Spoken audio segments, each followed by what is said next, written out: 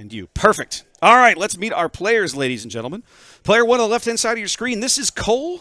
I was just chatting with him briefly. He is a Vandy alum to match the sweatshirt he is wearing. He is going to be playing, he's got a Bossk green deck, and squaring across from him is Courtney. This is the eponymous blonde Sabine from YouTube. If you have not followed that YouTube channel, check them out. They do a lot of fantastic SWU content over the course of this match. Xander, do me a favor. Let's dig up the link to that YouTube channel, and we'll throw that in chat here in just a little bit.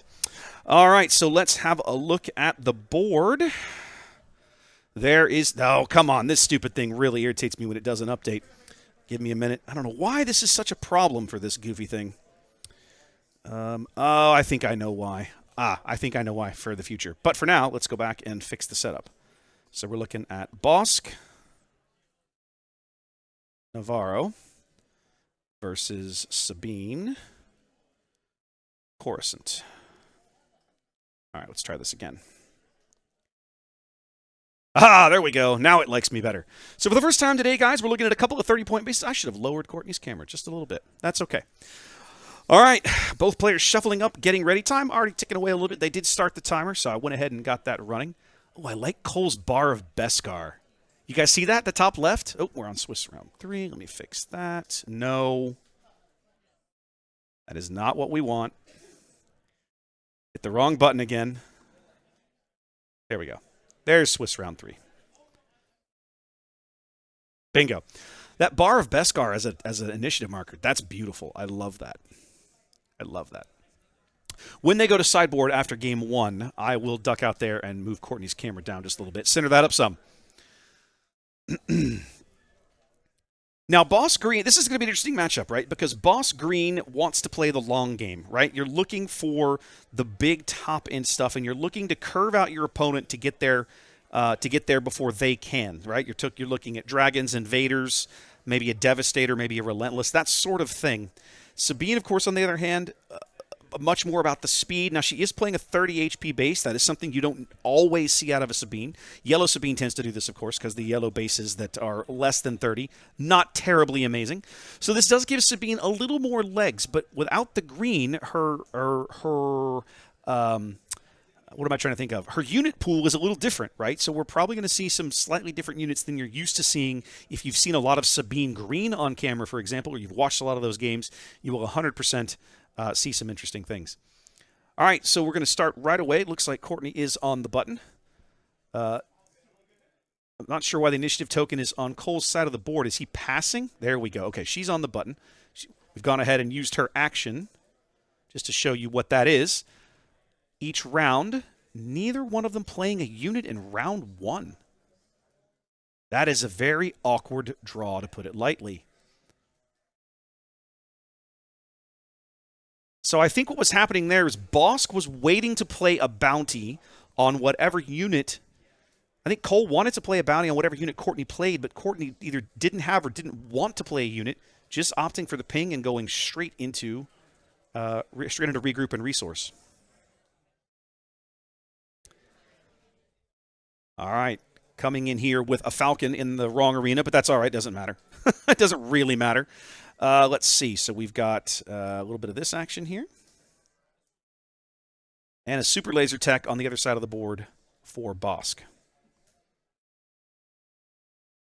Sabine going to do the pinging. Falcon going to swing in.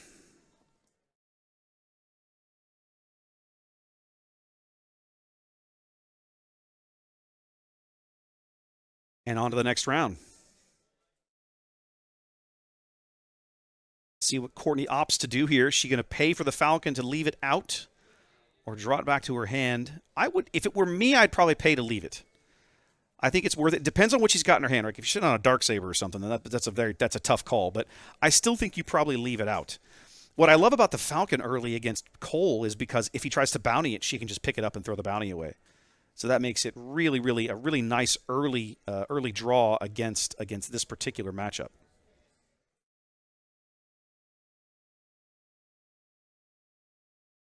Courtney's still trying to figure out what to resource here, thinking it through. She is going to pay to keep the Falcon on the board. I like this play. I think it's what I would do in her shoes. Cole still still contemplating, debating his resource. No, okay, he's already moving on to the play. All right, so he's going to play Bounty Hunter's Quarry on the Falcon. That's a good play, but he's kind of banking on. That means he wants to collect the bounty this turn, because if he doesn't, Courtney will just pick it up. Going to go ahead and swing in with the Falcon and get that done. Bossk going to come in for a ping on the Falcon, I believe. Should be 1 damage on the Falcon. Both leaders activating here.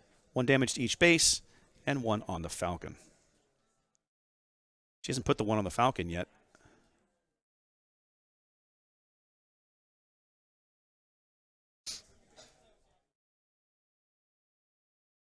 Yeah, I made the mistake of adjusting Cole's camera, not Courtney's. We'll fix that after game 1 here. Cole's action after Courtney activating Sabine there. Thinking through, I'm still surprised they haven't put this damage on here.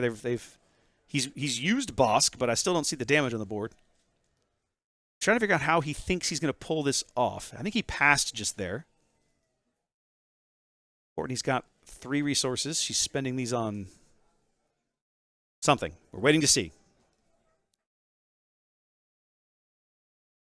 Going for a Cassian right out of the hand. The untraditional way, but still a solid unit with plenty of HP. He's going to be a challenge to get off the board for Cole, at least early. Now, why? I'm not sure why that's a thing. Why would he be weaker right now? Oh. Smashed the super laser tech into him, so he took 2 damage. That's what it is. They're going to deploy Sabine, swing her in, and Bossk. So both leaders coming out now. Has he got an open fire for this Falcon? Is that how he thinks he's going to collect this bounty?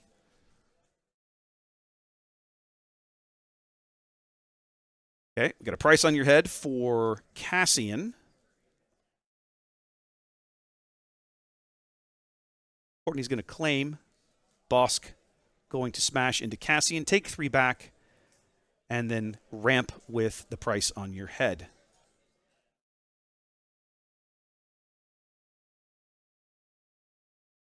Probably ramp twice. Why not? Not sure why you wouldn't. Guys, you have damage markers. You don't have to. I don't know what they're doing over there with the -3s. That's so weird. That's a weird way to mark it. Yep, Bossk's going to ramp twice. So he's going to go to 8 resources right here as Sabine is going to be sliding into 5. Not sure why they're not using damage tokens on their units, but okay, sure.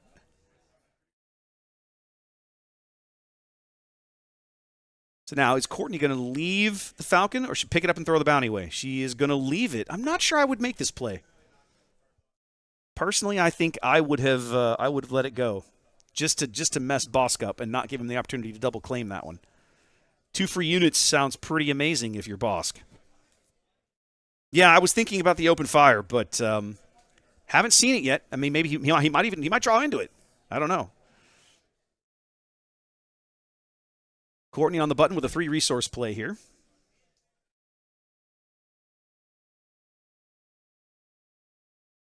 Fleet Lieutenant swinging Sabine in to Bossk, which is not a complete trade because Sabine has just enough HP to survive that. That feels pretty good.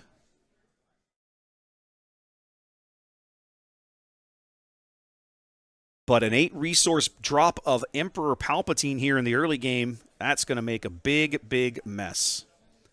So it's going to clean up Falcon. It's going to allow him to collect that bounty once. Falcon and Sabine. And 1 more damage on the Fleet Lieutenant. Guys, you can use the damage tokens on the units. It's fine. I have to go let him know after the game. All right, he's going to grab a Sentinel. He's got a Dark Trooper there.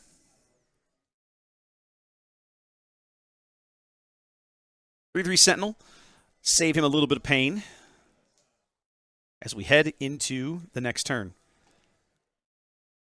That double resource ramp for Bossk, I think, is going to be difficult for Sabine to overcome. Then again, I don't know what all she's got in this deck. We know we're not looking at ECLs. We know we're not going to see timely interventions. So we're not going to see things like Ambush Wrecker, Ambush Poe. Those units are still good, but they are less impactful when your opponent has a turn to see them coming and adapt appropriately. Yeah, platform. The laser gaming tokens are my favorite for camera work. They're easy to see. They're double-sided. It's very, very, very simple. Okay. Resourcing complete here. Sabine still on the button. Courtney hasn't... Oh, I was about to say she hasn't pinged in a bit. Yeah, dummy, because the unit was on the board. All right, Fleet Lieutenant's going to go ahead and smash into the Sentinel, get that out of the way. Clean that mess up. Palpatine's going to swing in for 6.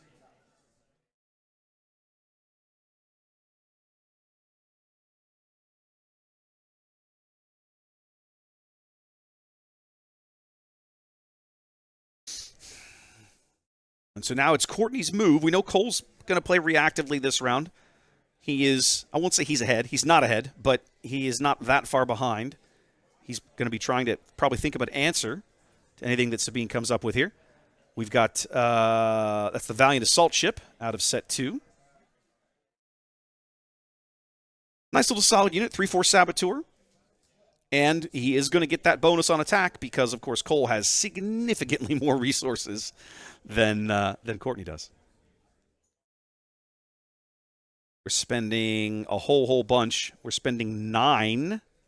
We're ambushing something worth 6 in. There it is. It's a Raider. So we're going to ambush in the Raider. He's going to deal 2, ambush it out. Either way, it's dead. And then deal 2 to base. So just so you can see the sequence of events there, ladies and gentlemen. We started off with a timely intervention, which allowed him to ambush in.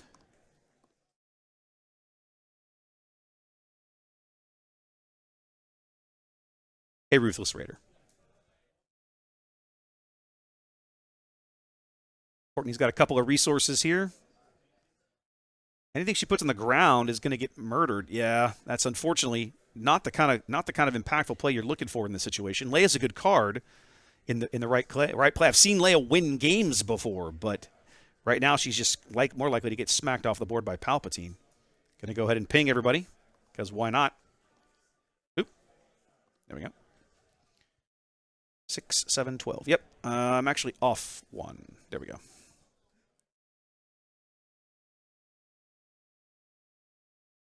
It wouldn't surprise me, platform. He's chat talking about that this is probably a Bossk Green list from the KTOD guys. That doesn't shock me. Bossk Green is a deck that you've started to see kind of. It's been around for a bit, but it's kind of creeping more and more in. It has the potential to ramp so quickly. You're able to make plays that your opponent just can't keep up with because they're so far behind on resources. This is a deck that won, I think, the PQ up in North Dakota about 3 or 4 weeks ago, something along these lines. Anyway, I don't have the exact list in front of me, but it was absolutely a Bossk Green. I watched some of that game as it was live. It was a very, very, very good match, but it was like the Bossk Green is able to do silly things, and it's fun to watch, but it's pain to be on the receiving end of. Just 7 straight up for Vader. Probably bringing out another Sentinel, I'm guessing. We'll have to see what he comes up with here. Either way, Leia's going off the board, I think. I'm not sure I would have done this. I think I would have smashed Palpatine into Leia, taken the damage, and pushed through the Overwhelm, right? Doesn't Palp have Overwhelm? Let's make sure I'm not talking out of my ass here. Doesn't he have? He's a 6/6 Overwhelm. I think I would have done it that way. There's nothing wrong with this play. I think that would have pushed a little base damage. I would have done that a little differently. Now, he also might not be using the ambush, but I'm not sure why you would. Not using the ambush to kill her cost you the turn with Palpatine. Yeah, I would absolutely do that. I think I probably would have ambushed with Palp. I don't want to ambush, just attack straight up with Palp, push through the overwhelm damage, and then seen what the turn led me to for the next follow-up plays.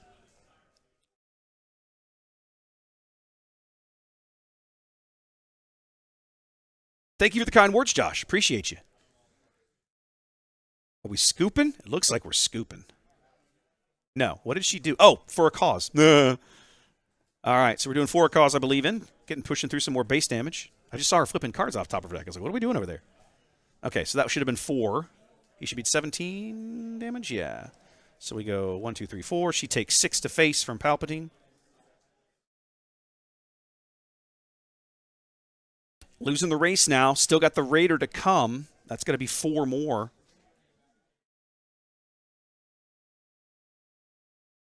4 resources left.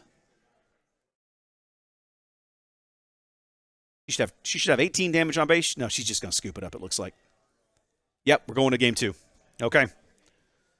All right, then. Let's reset then and put a win in Cole's column as we get set for game 2. I'll be stepping away real briefly. We're going to go make a quick adjustment to get Courtney a little more centered up in frame, and then I'll be right back.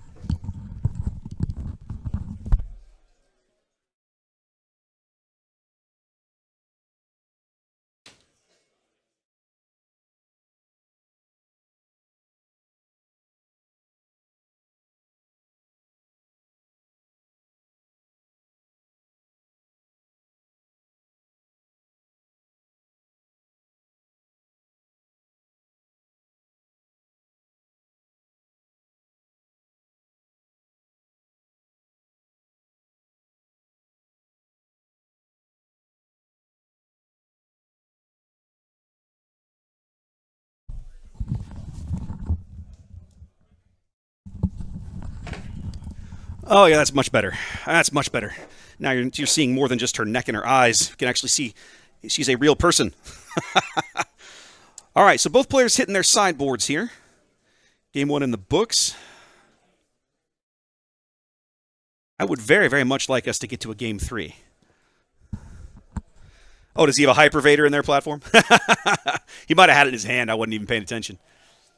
Oh, you mean that's the one he played? Yeah, okay. I'm with you. Took me a minute. I caught up eventually.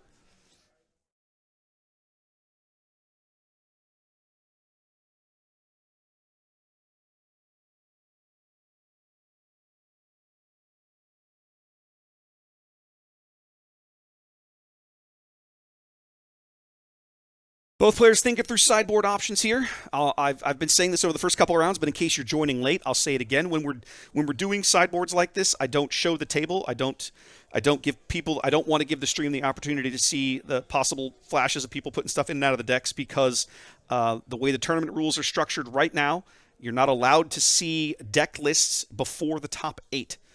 So you're not allowed to know what's in your opponent's sideboard. You're not allowed to know what's all in their deck until the top cut. So I'm trying to make sure that we don't show information to people, earlier than they should have it. If they were to go back and watch the stream, they might learn something that they shouldn't know. And so I'm just trying to preserve the integrity of the event. We talked about that with the head judge before the event started, and that was his suggestion.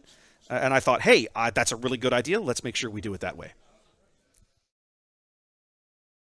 I also gave them the opportunity if they wanted to put a delay on the stream. I'm glad they didn't, but it was absolutely something that they could have done if they wanted. That's very easy to do on Twitch and everywhere else you do. Well, in OBS, really, you just build it right in.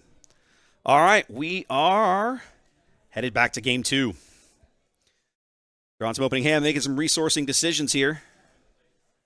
Courtney's ready. Cole looks like he's happy with his hand. Making some choices here. Going to resource a Raider. Okay. All right, Courtney on the button.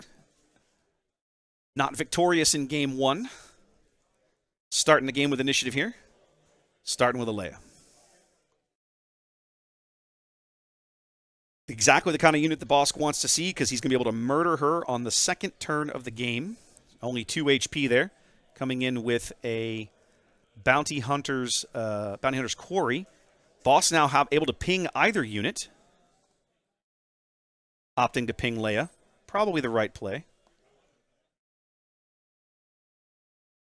I'm in with a Cartel Spacer over here. Excuse me a minute. Let me get that shown for everybody. A Cartel Turncoat, my bad. Bossk going to put damage on Leia, leaving her with 1 HP. He wants to do that anyway. Drawing a card is not nearly as enticing a bounty as get a free resource. No, Sandy, I didn't say anything to him, and by the end of game 1, Cole had figured it out, but it doesn't matter. As long as we can keep track of things, it's fine. That's what really is important here.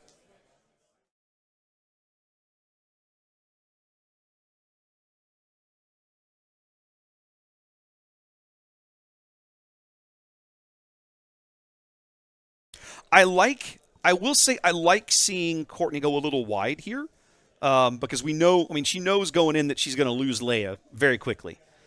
But the turncoat allows her to make sure she has a unit on the board. She has still retained initiative. That's one of the things about Bossk, right? Bossk has usually got so much shenanigans going on.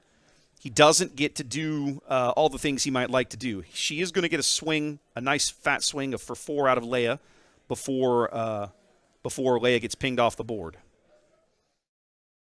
Coming with a Fleet Lieutenant, and then just so you can see what Bossk does, units that have bounties, he's able to simply take an action and deal a damage to it, which is exactly what he did with Leia. Going to take a free client out of his deck. Nice. That's an out of aspect card for Bossk, but because it's free, it doesn't matter. Totally legal play. And of course, that just gives Bossk even more tools to hang in games against aggro like this. 2 more from the turncoat.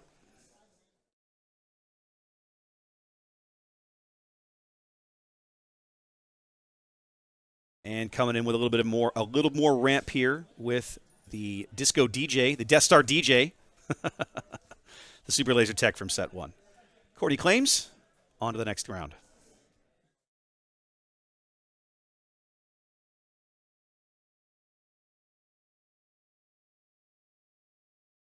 You know what? That's one thing I forgot to do.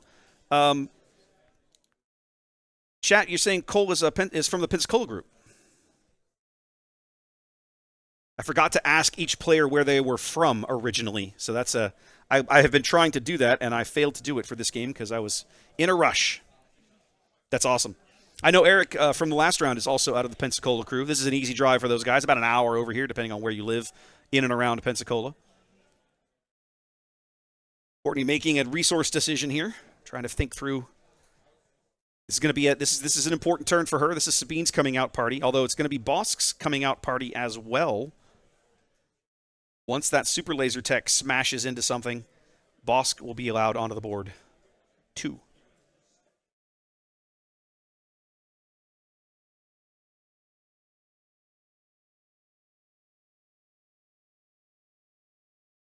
Or for Akira. An excellent play out of this Sabine deck, giving her the opportunity to have a look at Cole's hand, name a card. That's the wrong card. Hang on a minute. And name a card, and then while that card is in play, while God, I'm going to get the right thing in a minute. Kira, there it is, will allow him, he'll have to pay extra for it. Pay 3 extra if memory serves. There she is. I finally got it right. The buttons are tiny, y'all. I apologize. Birmingham. There we go. Excellent. Birmingham. That's fabulous. I love going through. One of my best buds that plays warships lives up in Birmingham. Okay, that's good to know. Well, this is not that bad a drive. It's what, maybe 3 hours down here, maybe 2.5.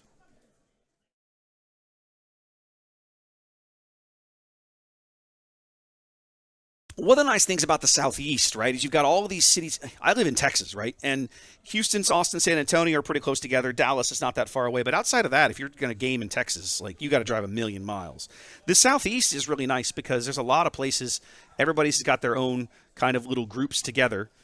And there's a lot of good opportunities to just hop a place, 2 or 3 hours down the road and then have a tournament like this or a game day.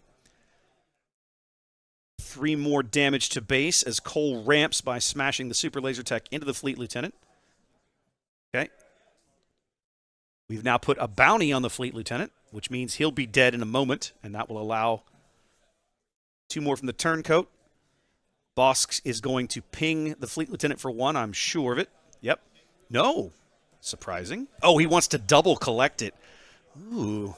All right, a ping from Sabine here. An overwhelming barrage. Really, really good timing for this card here for Cole. That's going to allow him to ping 1. He's going to be able to double claim the bounty. So he's going to clean up the turncoat. He's going to draw a card off the turncoat. And he's going to heal 10 off his base from the client. That's rough. So basically, Sabine now having all of that work washed away in a single play. Bossk still hasn't even attacked yet. He's going to hit for 6 when he swings in.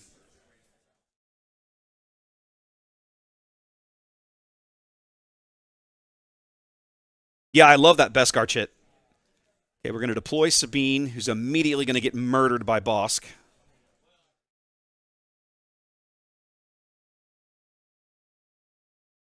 So Sabine comes and goes just as quickly. Bossk really in charge of this game now.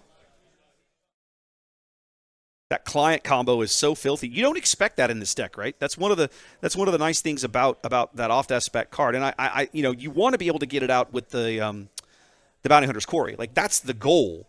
But even if you can't, here it goes straight to base. Even if you can't, I think you still play it. I think you still. I mean, in a Bossk deck, I think you would happily pay for that card, right? A 2/5 shielded unit that allows you to possibly heal as much as 10, depending on timing. I'd pay for that. Speaking of Bounty Hunter's Quarry, ooh, coming in with the Fang Fighter to get rid of it just as quickly. All right, so just so you guys can follow the action here, we brought in one of these, but of course bounties are upgrades. So Courtney responded with a Fang Fighter.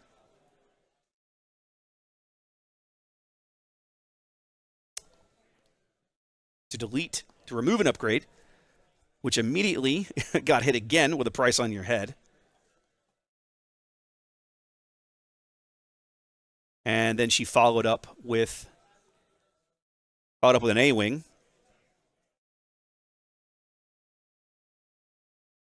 We've got a bounty put on Kira that Bossk is then going to double collect. No, he's going to single collect. He's going to double collect probably the resources. Yep.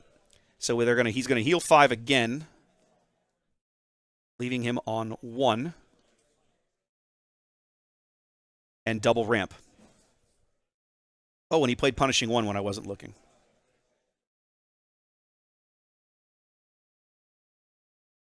Oh, he played Punishing 1 off of the Bounty Hunter's Quarry, I think. Okay, that makes sense. Wow, that was a busy turn. Boss Green has so many tools, right? I remember when people first started talking about bounties and they were introduced, everybody was like, oh man, I don't want to waste cards on this, right? I don't have to play cards. But man, I got to say, seeing this deck in action, I've watched it now on stream, several different PQs. I'm not surprised to see how impactful it is. A-Wing swings in from Courtney for 3. Bossk swings in for 4 for Cole. There we go. I'm a little off on damage. Then the Fang Fighter swings in. Cole should be at 23, if I've done my math correctly. Yep, there we go. We're going to client up. All right. We've put a bounty now on the A-Wing. Another turncoat.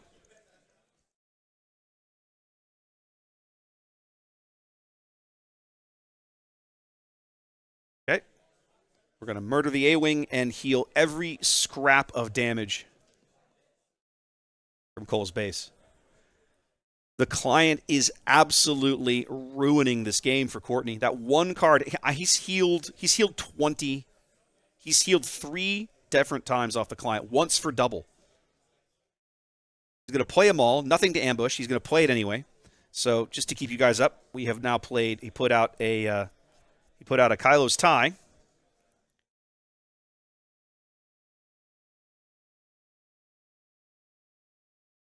And then he put out them all. Now, he put out them all without the ambush. There was nothing to ambush, but he put it out anyway. Yeah, whenever you see a client, I mean, the client is a rough enough card to deal with in any deck. But when you see it in a deck like this, you absolutely have to deal with it. You've got to have an answer for it.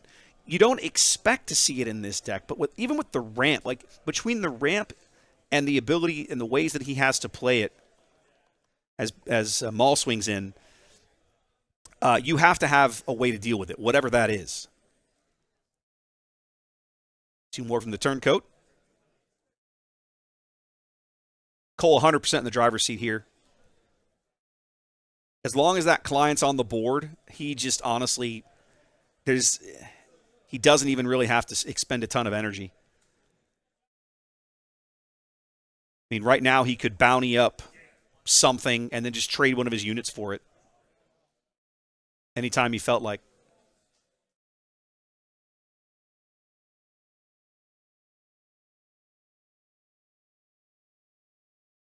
Courtney pushing damage through. But again, the client's still ready. 2 space units ready. Now, he can't ready punishing 1 off of a client bounty. But, I mean, he doesn't really have to.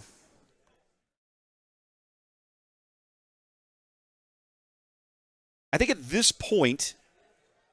no, he just flipped it over. Yeah, they're double-sided. There you go.